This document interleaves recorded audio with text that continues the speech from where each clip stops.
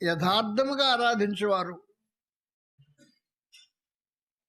యథార్థం కాకుండా ఆరాధించేవారు ఉన్నారు.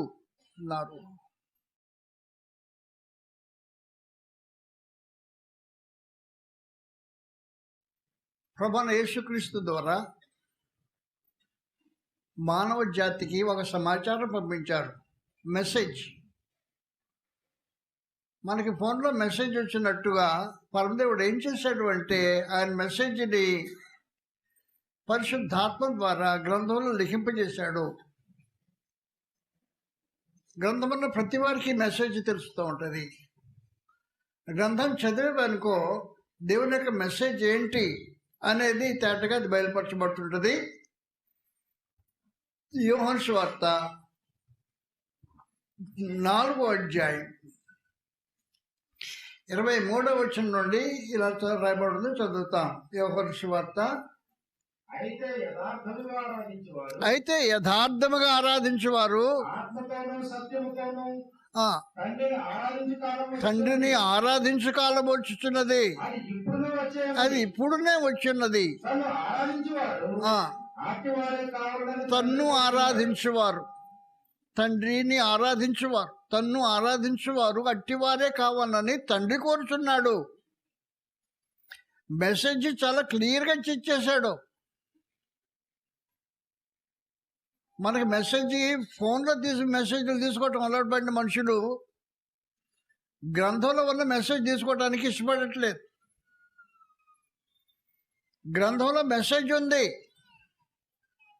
దేవుడు తన కుమారుని పంపించి ఈ మెసేజ్ మానవ జాతి యావత్తుకు అనుగ్రహించడానికి ఉద్దేశించాడు. యథార్థముగా ఆరాధించేవారు, యథార్థం కాకుండా ఆరాధించేవారు ఉన్నారు. యథార్థం కాకుండా ఆరాధించేవారు దేవుని మందిరంలోకి వెళ్ళారు. గ్రంథంలో ప్రత్యేకించి సమాచారం రాబడింది, చదువుతాం. 2వ దినవృత్తాంతములు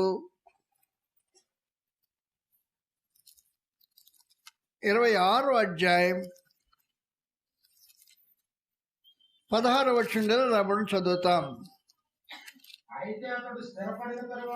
అతడు స్థిరపడిన తరువాత మనసున గర్వించి చెడిపోయాను.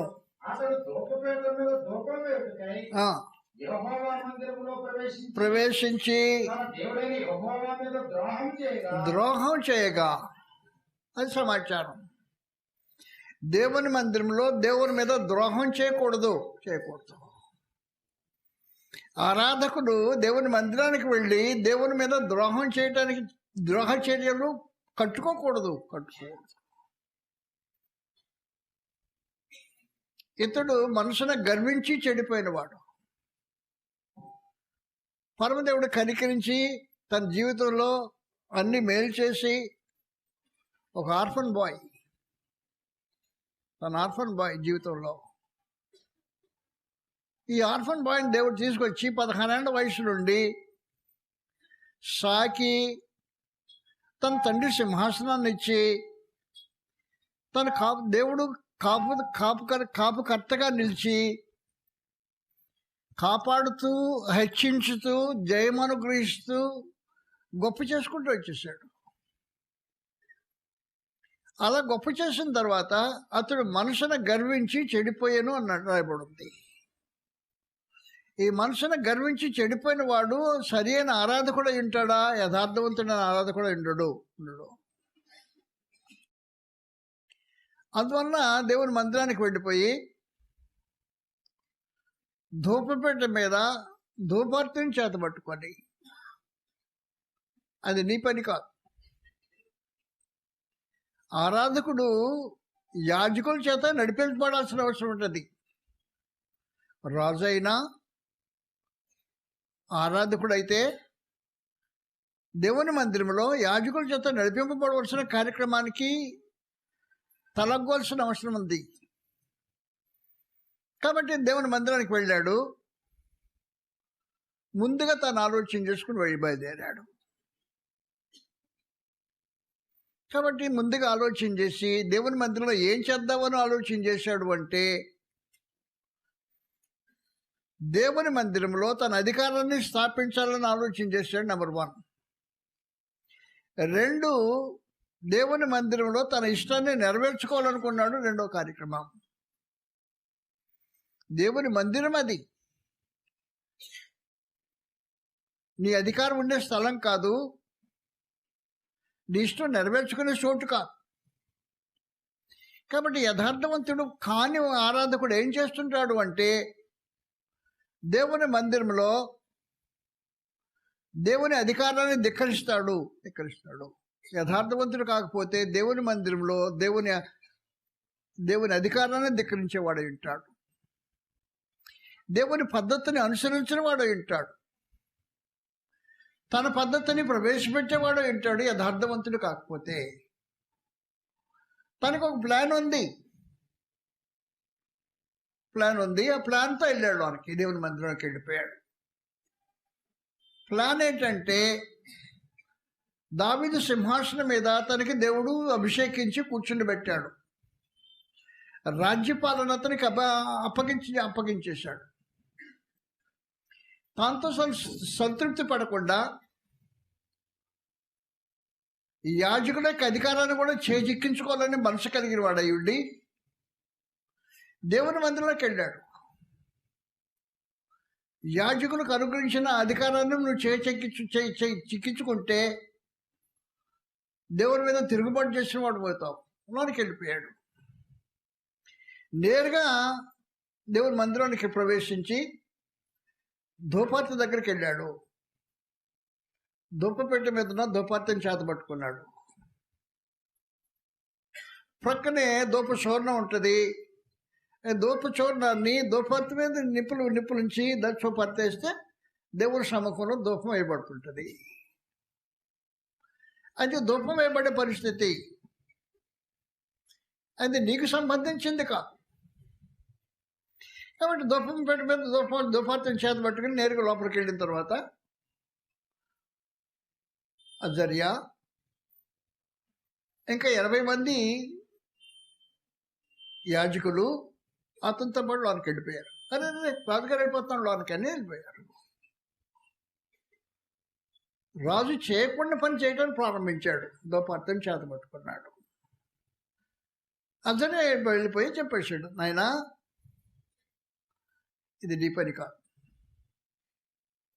దేవుడు యాజకులకు నియమించిన పని. యాజకులు చేస్తే నీకు గౌరవం ఉంటుంది, నీకు ఘనత కలుగుద్ది, నువ్వు చేయకూడదు అని అంటాడు. రాజు నేను ఏమనుకుంటున్నాను ఉద్దేశానికి, నేను రాజుని, ఏదో దేశం మీద అభిషిక్తుడని రాజుని నేను అని ఏదో రౌద్రం చూపించిన ప్రయత్నం చేశాడు. పరిస్థితి దేవుని మందిరంలో పరిస్థితి దారుణంగా తయారైపోయింది. దారుణంగా తయారైపోయిన తర్వాత ఇప్పుడు పరమదేవుడికి జోక్యించుకోకపోతే పరిస్థితి అసహ్యంగా ఉండిపోయే పరిస్థితి దేవుని మందిరంలో. కనుక దేవుడు జోక్యించుకున్నాడు. అతని నోట కుష్ఠరోగం పుట్టించాడు. కుష్ఠరోగం రోగి దేవుని మందిరం ఉండకూడదు. కాబట్టి యాజకులు చూసేసి అతను నడుచుట కుష్ఠం వచ్చి పుట్టితే యాజకులు బయటికి తరవడానికి ప్రయత్నం చేశారు. అతను దేవుడు మొత్తాడని అర్థం చేసుకున్న మనుషుడు బయటికి వెళ్ళడానికి ఇష్టపడ్డాడు. ఇలాంటి వాళ్ళు కాదు దేవుడు కోరుకునే ఆరాధకులు. దేవుడు ఎలాంటి ఆరాధకులు కోరుకుంటున్నాడు అంటే యథార్థమైన ఆరాధకులు కోరుకుంటున్నాడు. అందుకని ఎలాంటి ఆరాధకులు ఉన్నారు అని తెలిసి దేవుని మందిరంలో ఇలాంటి అధిక ఆరాధకులు కూడా ఉంటారు అని తెలిసిన దేవుడు ఏం చేశాడు అంటే, నాకు కావాల్సింది ఆరాధన కాదు, యథార్థవంతులైన వారి ఆరాధన. ఏ ఆరాధన అంటే ఆరాధన కాదు, నాకు కావాల్సింది యథార్థవంతుల ఆరాధన కావాలి అని కోరుకొని అతను బయట తరివేశాడు. అయిపోయింది కార్యక్రమం. అందువలన క్రొత్త నిబంధనలో ఆయన ఏం ఉద్దేశించాడు అంటే, యాకోబు దేవుని మందిరంలో యెహోవా పర్వతంలో యథార్థవంతులైన ఆరాధకులు కావాలి అని కోరుకున్న దేవుడు. యథార్థవంతుల ఆరాధకులు ఎవరు యథార్థవంతుల ఆరాధకులు అనే సంగతి ఈ గ్రంథం ఇలాగ తెలియజేస్తోంది. దేవుడు కోరుకున్నది యథార్థవంతులను ఆరాధకులను, స్వేచ్ఛారాధకులను కాదు.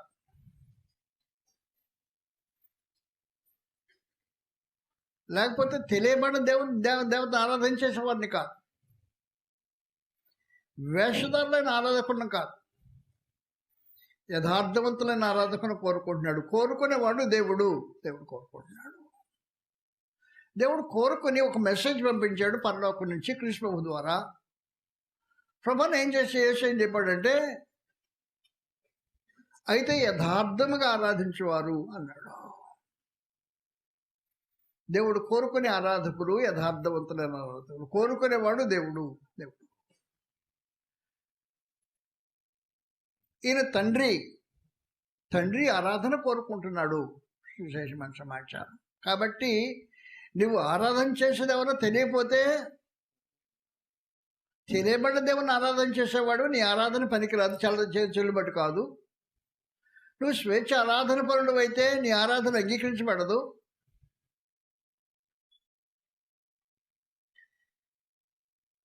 నీవు వేషధారిగా కార్యక్రమం జరిగించే అంగీకరించబడే కార్యక్రమం లేదు. మనుషులు కల్పించే పద్ధతులు అనుసరించి నడిస్తే ఆరాధన అంగీకరించబడే కార్యక్రమం లేదు. దేవుడు అందువల్ల ఏం చేశాడంటే యథార్థవంతులైన ఆరాధనలు కావాలని ఆరాధించబడేవాడు తండ్రి అని దేవుడు. తండ్రి దగ్గర దేవుని యొక్క మెసేజ్ తీసుకొచ్చి మానవ జాతికి ఆయన ఇవ్వడానికి కోరుకున్నాడు ప్రభాదేశ్. యథార్థవంతులైన ఆరాధకులు కావాలి. ఆయనకు కావాల్సిన యథార్థవంతులు అంటే దిద్దుబాటును ప్రేమించే మనుషులు కావాలని కోరుకున్నాడు.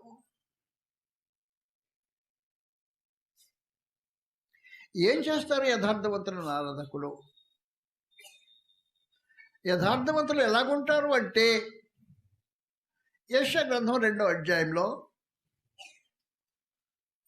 2వ వచనం నుండి ఇలా రాయబడింది, చదువుతాం.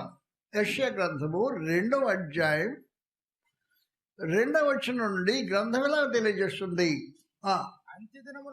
అంత్యదినములలో యెహోవా మందిర పర్వతము పర్వత శిఖరమును స్థిరపరచబడి కొండల కంటే ఎత్తుగా వచ్చబడును. ప్రవాహం వచ్చినట్లు సమస్త నిజంలో దాంట్లోకి వస్తారు.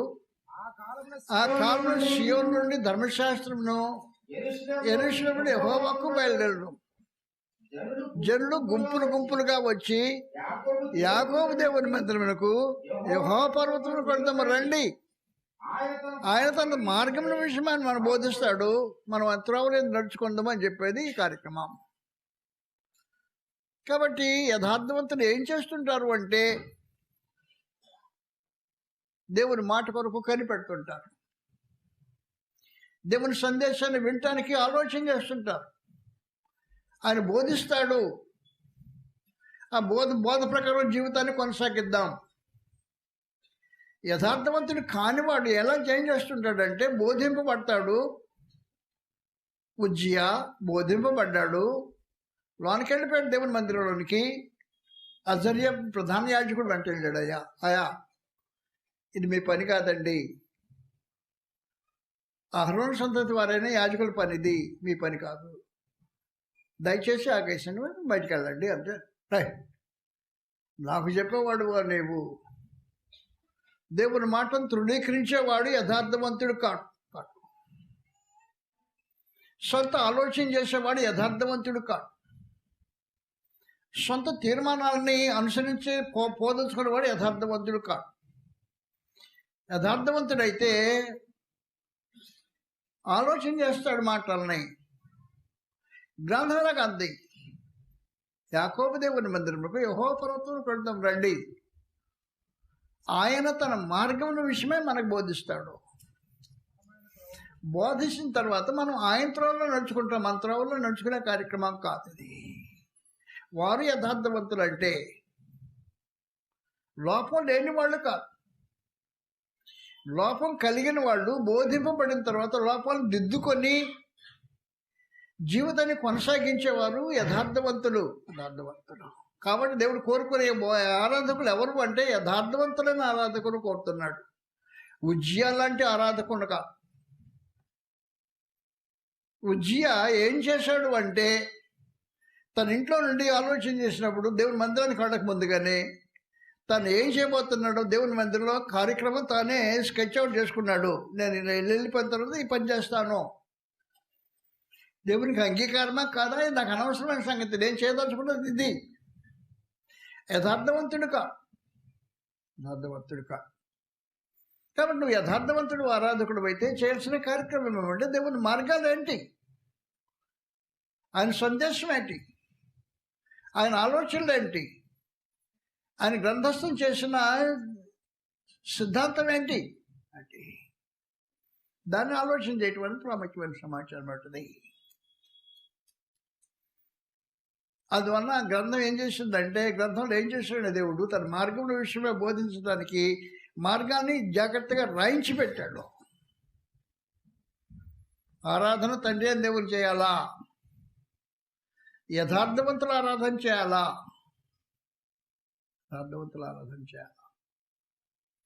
చదువుతా 2వ అధ్యాయం మళ్ళీ తిరిగి 3వ వచనంలో రాబడింది. సియోను నుండి ధర్మశాస్త్రంలో యెరూషలేములో యెహోవాకు బయలుదేరును. జనులు గుంపులుగా వచ్చి యాకోబు దేవుని మందిరమునకు యెహోవా పర్వతమును కొడదాము రండి. ఆయన తన మార్గముల విషయమే మనకు బోధిస్తాడు. మనమైన త్రోవలందు నడుచుకుంటాం.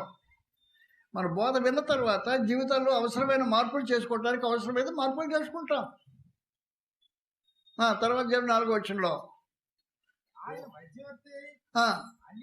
అన్యులకు న్యాయం తీర్చును, అనేక జన్మలకు తీర్పు తీర్చును. కృష్ణ మధ్యవర్తి అయి ఈ కార్యక్రమానికి తీర్చును.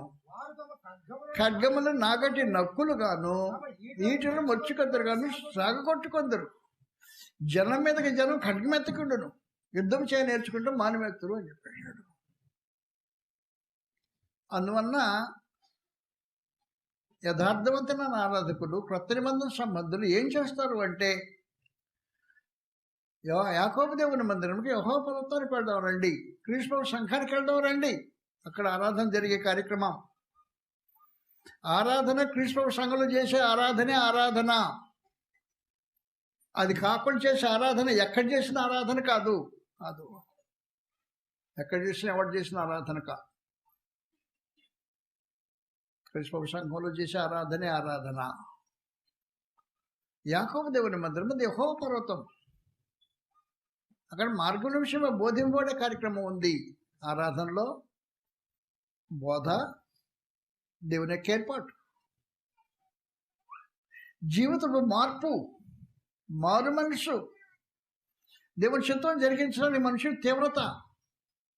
ఆరాధకులు వాళ్ళు ఆరాధకులు అంటే దేవుడు అలాంటి ఆరాధకులు కోరుతున్నాడు ఈ రోజున.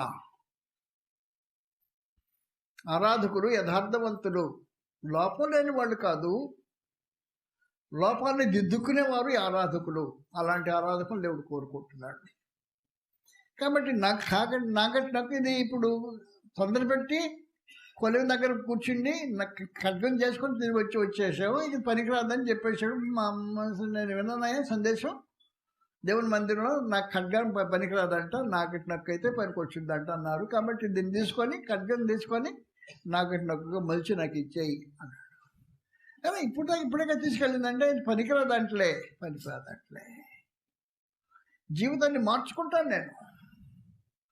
లేఖనం ప్రకారం, బోధింపబడిన ప్రకారం బ్రతుకులు మార్చుకునే వారు యథార్థవంతులు ఆరాధకుడు. ఇష్టాన్ని సమర్థించుకునే వాళ్ళు యథార్థవంతులు కాదు. తన కోరికలు నెరవేర్చుకోవాలని ఆలోచన చేసేవాడు యథార్థవంతుడు కాదు. తన ఆలోచననే నిలబెట్టుకోవాలని ఆలోచన చేసేవాడు యథార్థవంతుడు కాదు. కాబట్టి దేవుడు యథార్థవంతులను ఆరాధకులు కోరుతున్నాడు, ఉజ్జయాలంటే ఆరాధకులను కాదు. ఆరాధకుడు ఏం చేయాలి అంటే ఆత్మతోనూ సత్యంతోనూ ఆరాధన చేయాలని దేవుడు 2వ బిడ్డ కోరాడు. ప్రత్యేకించి ఆత్మతో ఆరాధన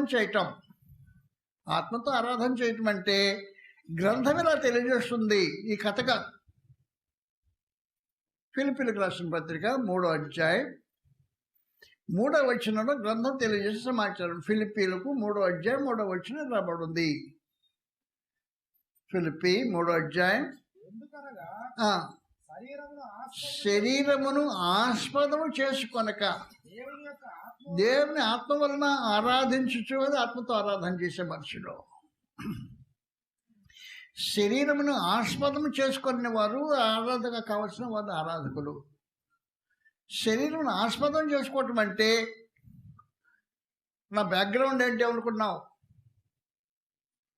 నా విద్య ఏమనుకుంటున్నావు, నా ఉద్యోగం ఏమనుకుంటున్నావు, నా గంట ఏమనుకుంటున్నావు, నా గొప్పతనం ఏమనుకుంటున్నావు, నా బ్యాక్గ్రౌండ్ ఏమన్నా అదే ఏమనుకుంటున్నావు. నువ్వు శరీరం ఆస్పదం చేసుకునేవాడు ఆరాధకుడు కాదు. శరీరం ఆస్పదం చేసుకునే వ్యక్తులు ఆరాధకులు కారు. దేవుడు కోరుకునేది శరీరం ఆస్పదం చేసుకునే మన మనుషులుగా. చదువుతాను, శరీరం ఆస్పదం చేసుకుంటే గ్రంథంలో మాట్లాడుతుంది. శరీరం ఆస్పదం చేసుకొనక ఆత్మను అనుసరించే ఆరాధిస్తూ అతిశయపడి మనమే సంతాక్షించు. కావాలి ఏంటంటే నేను శరీరము ఆస్పదం చేసుకొని వచ్చును. ఎవడైనా గొప్పవాడు, శరీరాన్ని గొప్పవాడు అనుకుంటే నేను మరి ఎక్కువ చేసుకోవచ్చు. ఏమనుకుంటా 8వ దినం సున్నతి పొందానంటే అబ్రహాం యొక్క ఒరిజినల్ స్టాక్, నేను అబ్రహాం యొక్క వారసుడిని. అబ్రహాంతో దేవుడు చేసిన నిబంధనలో 8వ దినం సున్నతి చేస్తేనే అబ్రహాం సంతానం అని చెప్పబడుతుంటుంది. కాబట్టి నేను 8వ దినం సున్నతి పొందిన కారణాన అబ్రహాం యొక్క అసలైన సంతతి నేను శరీరం ఆస్పదం చేసుకుంటున్నా. ఇశ్రాయేలు వంశపోడినై బెన్యామీను గోత్రం పుట్టాలంటే ఏమో తెలుసునా? బెన్యామీను ఇశ్రాయేల్లో తొలి రాజు, ఇశ్రాయేల్ జనాంగాన్ని ఏలినవాడు రాజు. బెన్యామీను గోత్రం నుంచి వచ్చినవాడు.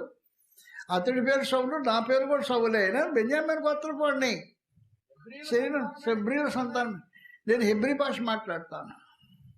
తక్కిన వాళ్ళు ట్రాన్స్లేషన్స్ చదువుతారు. నేను ఏ ట్రాన్స్లేషన్ అవసరం లేదు. ట్రాన్స్లేషన్ లేకుండా హెబ్రీ భాషలో చదివి ఆరాధన చేసేవాడు నేను. హెబ్రీ భాషలో చదవగలిగిన వాడి విషయంలో పరిసయుడై ఆసక్తి విషయం హింసించేవాడినై నీతి విషయం అన్నింటినీ శరీరం ఆస్పదం చేసుకుంటే వాటి ఇది నా బ్యాక్గ్రౌండ్, నా ఫ్రంట్ గ్రౌండ్, నా పరిస్థితి. నేనంటే ఏమనుకుంటున్నావు, అలాగూ నువ్వేంటే ఏమనుకుంటున్నావు అని ఆలోచన చేసినప్పుడు నువ్వు ఆరాధకుడు కాదు, ఆత్మతో ఆరాధన చేసే మనుషులు కాదు వాళ్ళు. కాబట్టి పరలోకపు దేవుడు ఏం చేస్తుంటే తను ఆరాధించేవారు అట్టి వారికి చెప్పేసి ప్రత్యేకించి యథార్థవంతులను ఆరాధకులు కావాలి. నాకు శరీరం ఆస్పదం చేసుకోవాలని మనుషులు ఆరాధకులు కావాలి. నీ గొప్పతనాలు నా దగ్గర పనికిరావు. నువ్వే ఎక్కడ ఆకాశంలో పుట్టిన పెద్ద నాకు పెద్ద లెక్కలేదు.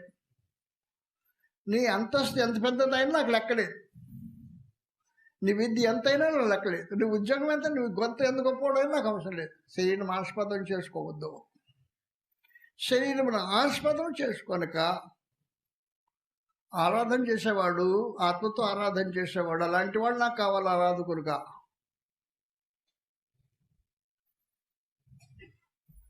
వాస్తవానికి మనుషులు కొంతమంది దీన్ని జయించలేని వాళ్ళు ఏం చేస్తుంటారంటే ఇండైరెక్ట్గా తాను ఎంత గొప్పవాడో చెప్పడానికి ప్రయత్నాలు చేస్తుంటారు. తన బ్యాక్గ్రౌండ్ ఎంత గొప్పదో, తను ఎంత గొప్పవాడో, తన ఎదగని వగారాలు చెప్పడానికి దారులు వెతుక్కుంటూ ఆ దారిలో చెప్పడానికి ప్రయత్నం చేస్తుంటారు. శరీరం ఆస్పదం చేసుకునే మనుషులు యథార్థవంతుల ఆరాధన కాదు, ఆత్మతో ఆరాధన చేసేవాడు కాదు. కనుక దేవుడు ఆరాధకులు కోరుతున్నాడు. మెసేజ్ పరలోకం నుంచి పంపించబడింది. మీ సెల్లో పంపించబడిన మెసేజ్ కాదు, మీ దగ్గర ఉన్న గ్రంథంలో పంపబడిన మెసేజ్ అది. ఇక నువ్వు చదువుకోవచ్చుదని కావాలంటే శరీరం ఆస్పదం చేసుకోనక. నేను ఆరాధకులు కోరుకుంటున్నా, యథార్థవంతులైన మనుషులు కోరుతున్నా. జీవితం లోటుపాట్లు దిద్దుకునే మనుషులు కోరుకుంటున్నా, సమర్థించుకునే మనుషులు కాదు, తమ ఇష్టం నెరవేర్చుకునే మనుషులు కాదు, తమ కోరికలు ఫలించుకోవాలని ఉద్దేశించిన వాడు మనం కాదు. యథార్థవంతులు కోరుకుంటున్నా, శరీరం ఆస్పదం చేసుకొని వాడిని కోరుకుంటున్నా. శరీరం ఆస్పదం చేసుకొని వాడిని కోరుకుంటున్నా. నా ఆరాధకులు అలాంటి వాళ్ళు కావాలి. అట్టివారు తను ఆరాధించేవారు అట్టివారే కావున తండ్రి కూర్చున్నాడు. నీ మనసులో భావాలు శరీరం ఆస్పదం చేసుకొని అది లోపల మనసులో పెట్టుకుని బయటికి దాన్ని ఇంకే రకంగా వ్యక్తపరిచినా ఎదుటి మనిషికి తెలియపోవచ్చు, కానీ నీ అంతరంగము ఎరిగినా పరమదేవుని దగ్గర నేను దాచిపెట్టు వద్దు, నీ ఇటువంటి ఆరాధకుడు పనికిరాడు, నెట్టేస్తాడు ఆయన, అంతే సమాచారం. దేవుడి సమకూలు అంగీకరించబడే పరిస్థితి ఉండదు. శరీరం ఆస్పదం చేసుకోరక ఆత్మను అనుసరించి ఆరాధన చేసే మనుషులు శరీరం ఆస్పదం చేసుకుని వాళ్ళు.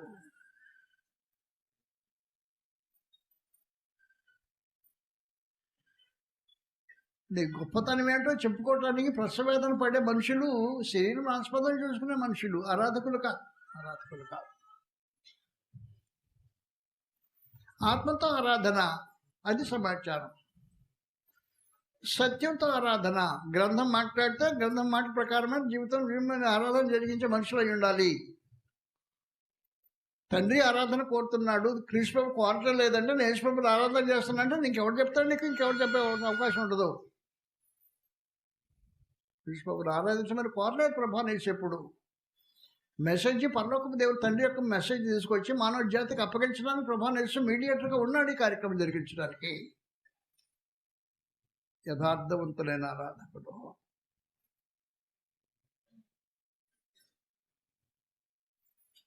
శరీరం ఆస్పదం చేసుకునే ఆరాధకులు లేఖనాల ప్రకారమే వక్రీకరించకుండా, లేఖనాన్ని వక్రీకరించేవాడు యథార్థవంతుడు కాడు. 2 పేతురు 3వ అధ్యాయంలో లేఖనాల్ని వక్రీకరించి అంటే తనకు అనుకూలంగా మలిచి తిప్పి తన భావాలకు అనుకూలంగా మలిచేవాడు యథార్థవంతుడు కాదు. 3వ అధ్యాయంలో 7వ వచనం రాబడి చదువుతాం.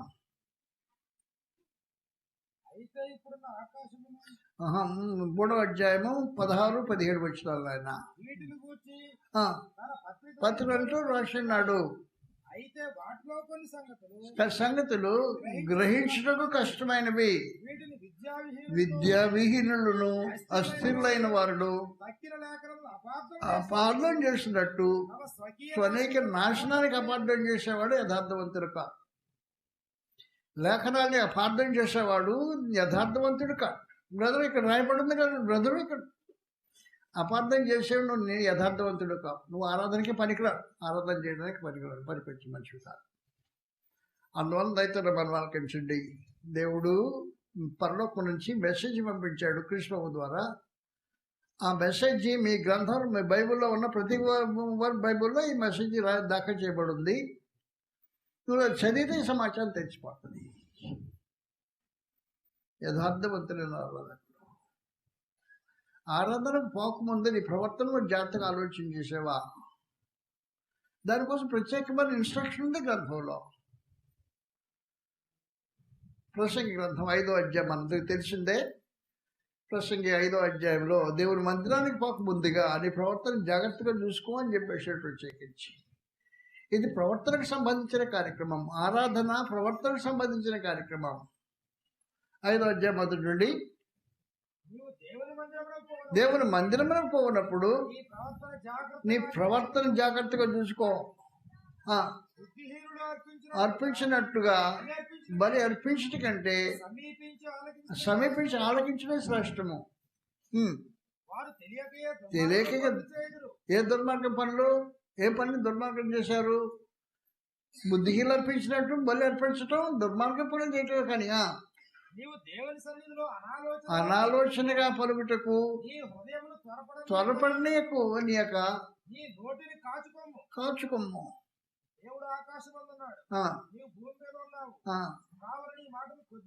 కొద్దిగా ఉండాలి, జాగ్రత్తగా ఉండాలి. కాబట్టి దేవుని మందిరానికి వెళ్ళినప్పుడు ఆరాధకుడిగా మన ఆరాధకుడి యొక్క మన మాటలు కొద్దిగా ఉండాల్సిన అవసరం ఉంటుంది. విస్తరించి మాట్లాడాల్సిన అవసరం లేదు. అందువలన ఆరాధించుట, ఆరాధకుడు అనేది మన గ్రంథంలో మాట్లాడినప్పుడు ఈ సంగతులు తేటగా తెలియజేయబడుతుంటాయి.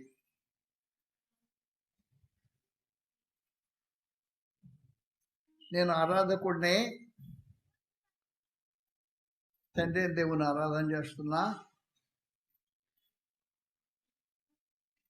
యథార్థవంతుడినే, వేషధారిని కాదు. అలాగున నీవు జాగ్రత్తగా దేవుని గ్రంథం ఎదుట నిలవాల్సిన అవసరం ఉంటుంది.